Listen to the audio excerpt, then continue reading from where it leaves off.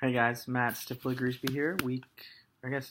Unit 2 for PE 578. After taking the personality test, I found it really interesting. Very similar. I've done these before, so kind of knew what I would test into.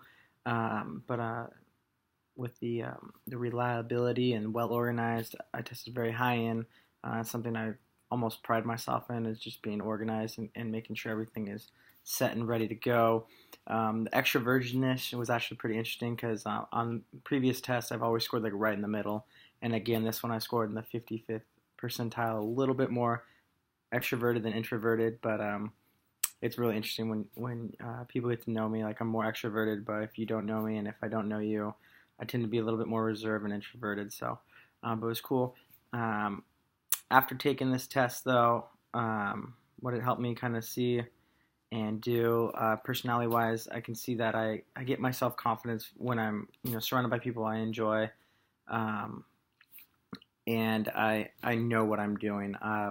The things that I've done before, the things that I excel in, I'm very self confident in.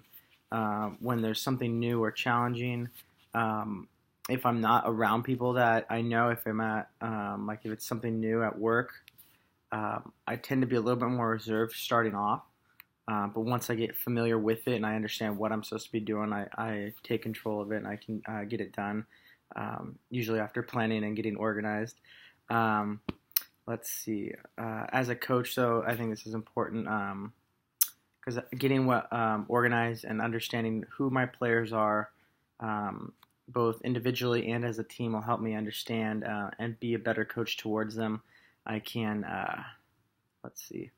Um, I can test them, make different drills, put them through different activities to work on their skills, and I get a chance just to best see how I would coach them and best use them or use the drills to benefit them. And so if they're a team, and even just how I talk with them and criticize, not criticize, but constructionally build them up. If they are having struggles with fielding or dribbling, then having them. If I know there's a couple of students I have to go and I have to talk to individually, pull them aside, and like, hey man, like this is what's going on. This is what I think will help you. Other people can take the criticism in front of the team and they work better. So, but being organized and calm and collect and understanding who my players are really helps me dictate how I coach them and how I better instruct them into becoming a better athlete. Question 4: what components of your personality do you find to be stable, calm, cool, and collect? I think for sure, and being able just to understand what's going on and seeing either soccer games develop, and as where to apply either pressure or where to put my team to make them the best and help us succeed. What components of personality do you find to change according to the particular circumstances? So, like I was saying earlier, when I'm around people that I enjoy, that I'm friends with, I'm familiar with, I'm extroverted. When I'm put in new situations or have to go meet new people, I'm a little bit more introverted, less social, and so this can totally, this can be almost a deterrent. But I know just through doing this a lot and working on meeting new people at church and at the school and at my job, it's helped me to overcome the socialness, that shyness, and working forward and working through it. And so that's kind of a challenge I've been given the last couple of years through my mentor, is to be more outgoing with new people and to make an effort to go and meet them. Um, Philippians 4:13, I can do all things through Christ who gives me strength.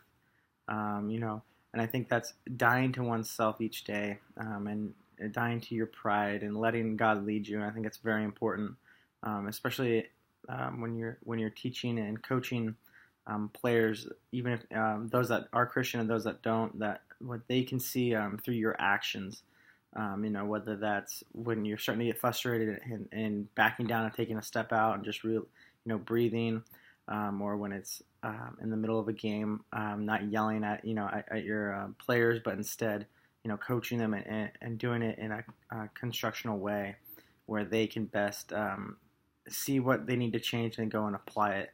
And so I think, as a Christian, letting God lead is, I mean, obviously very important, and I think that is awesome. And I think that what builds my confidence is letting go of the reins and letting God do His thing. And it's tough, um, but I think when I look back at my life and seeing where He's worked and where He's shown growth in my life, I can definitely it definitely reminds me just to, all right, let go and have Him lead. So.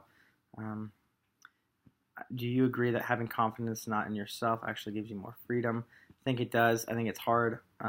As humans, we want control and we want to be able to um, do the things and show others that that we can do it. But I think it's important just to let God lead and support. And knowing that God is going to work through you and He knows what's best for you. So and letting Him do it, and then you just follow as a faithful servant. So. All right, guys, have a great week.